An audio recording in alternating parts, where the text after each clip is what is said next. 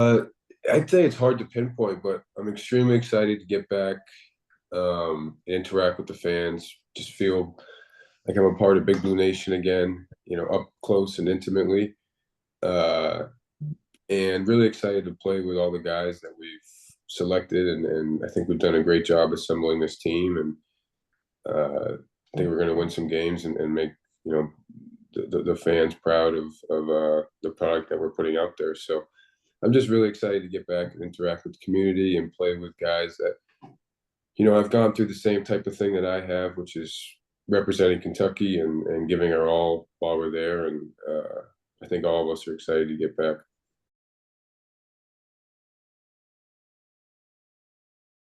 Uh, I'd probably say Eric Bledsoe, just given his depth of experience at the highest level. And I remember, I never in my wildest dreams thought I would ever play at Kentucky when I was growing up. I mean, goodness, I think when he was there, I was like 12 years old.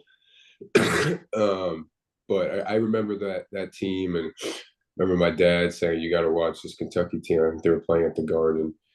Um, but I mean, like I said, we've assembled a great team, and I'm excited about the opportunity to play with everybody.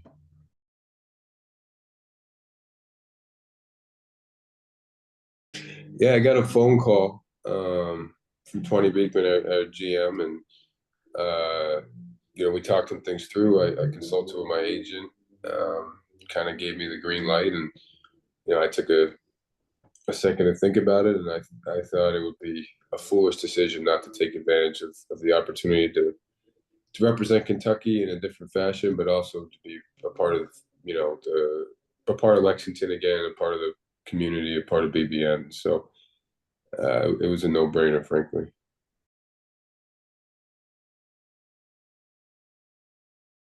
Oh man, I mean, we had so many great moments. Um, I'd say just a fun one was when Davion threw the ball at me when I wasn't looking and made that shot against Alabama. But on a larger scale, I'd say, going 14-4 in the SEC, having the great regular season that we had, so undefeated at home, all of those things kind of jumbled into one. It's hard to say, what my exact favorite memory was, but obviously we had a disappointing finish, but I think that's not fully reflective of the great season that we had up until that point. Um, so yeah, it's hard to pinpoint, but a lot of really great, uh, meaningful, memorable experiences.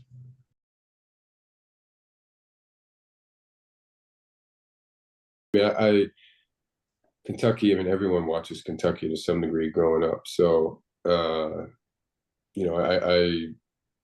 remember watching all of these guys. Harrison, T, Gordon, Willie Cauley Stein. I mean, I could go down the list. And Reed Travis was around a little bit working out in the summer when I was there. Um, so I'm not intimately familiar with many of the guys, but I definitely have recollection of just watching Kentucky basketball games growing up and things like that.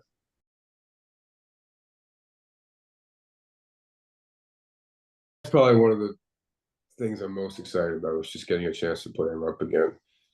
I think one of our proudest moments, I think collectively we could agree on this, from our 2021-2022 team, was that we were undefeated at home. And that's a special place. We have an amazing fan base. So, and I like to shoot there. So I'm excited to get back there.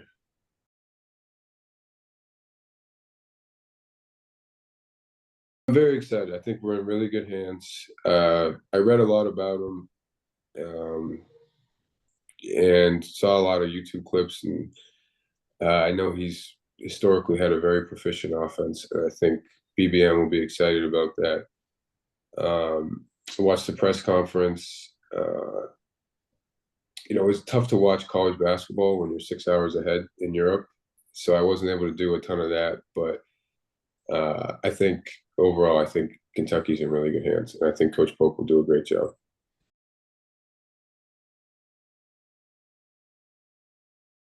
Certainly an adjustment.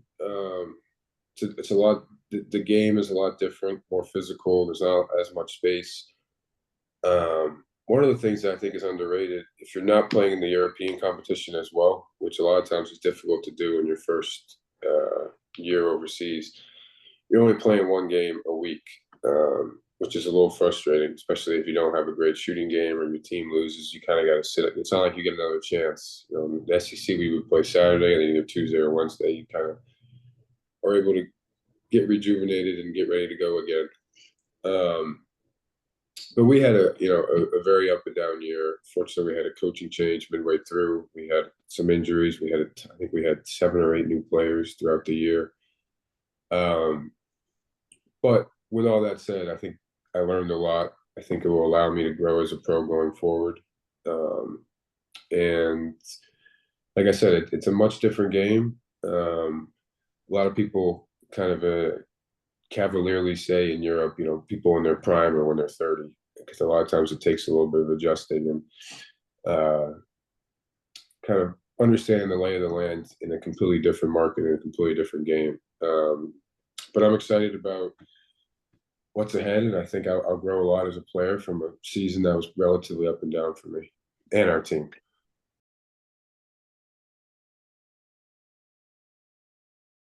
Love to play in. We're very interested in the German, Italian, and Spanish markets. Very comparable to the French market in terms of being really strong domestic leagues.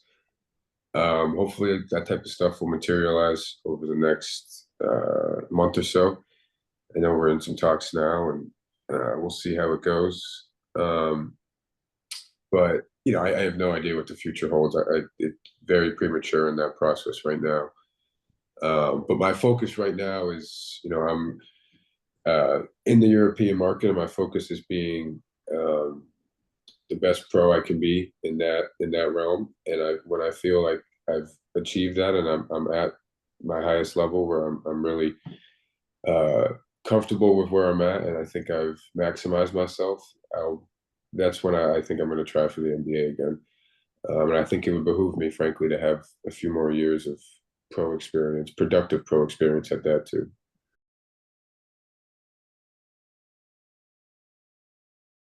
Just try to be a good observer. Little things, the way they approach the game, the way they approach practice. I think one of the things that makes pro basketball players really good is they're very instinctive, and they play off instincts. And I'm sure things come a lot more natural and easy to guys who have, a plethora of different experiences and coaches and things like that. So you just try to be a sponge, and take what I can from them.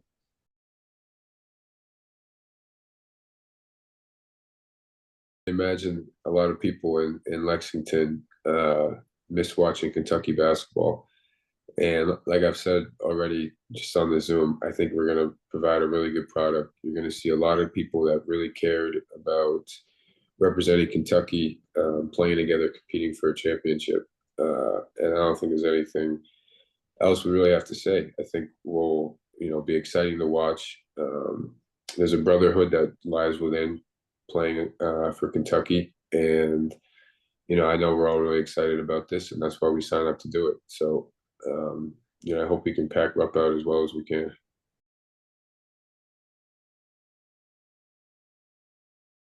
I'm supposed to be a groomsman at CJ's wedding coming up. Just to name CJ Frederick, just to give an example. Oscar, Jacob, some of the guys here and there, things on social media, maybe things we can, we related to, or a show we watch, or things like that. But everyone's doing well, is from what I gather, and we just had such a great group. For me, a lot of times it's not about how often you communicate. It's like if we all got together as a group again and played a game, that same sort of camaraderie and connection would be there. So,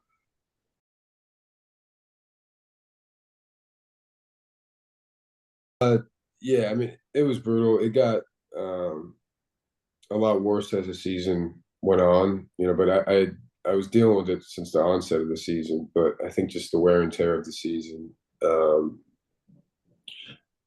made it worse, especially as my minutes increased as the year went on. We had a few injuries, losing some Ty and Tavir. Yeah, I mean, it was. Um, Look, upon reflection, you always have a better perspective on things. It was bad. I mean, I could barely walk after games. Halftime, I had to be stretching and trying to do things to keep my both my feet loose. But ultimately, I played on it all year, and I shot at a very high level. And down the stretch, I didn't. And that's I'm accountable for that. I don't want it to be misconstrued just because I had bad plantar fasciitis in both my feet. Um, but disappointing the way the season ended. But I played all year on it, and ultimately, I'm accountable for the way the season ended.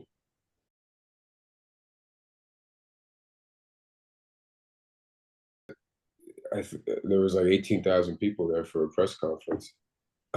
But I think that's a testament just to the love and support we have um, from Big Blue Nation, and people always characterize our fan base as crazy or they can be too harsh, but you don't do that if you don't care.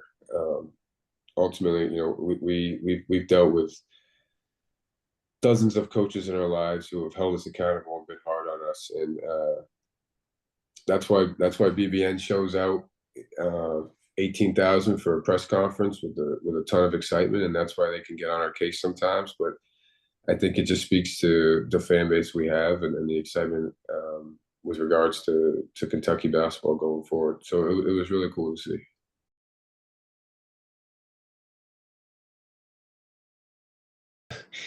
I saved up a good amount of my money this year, um, looking to buy a condo. So hopefully that will just make that even easier. But I'm sure I'll treat myself to a thing or two. But I think I'll add it to my conservative account that I've been trying to build up for a couple of years now.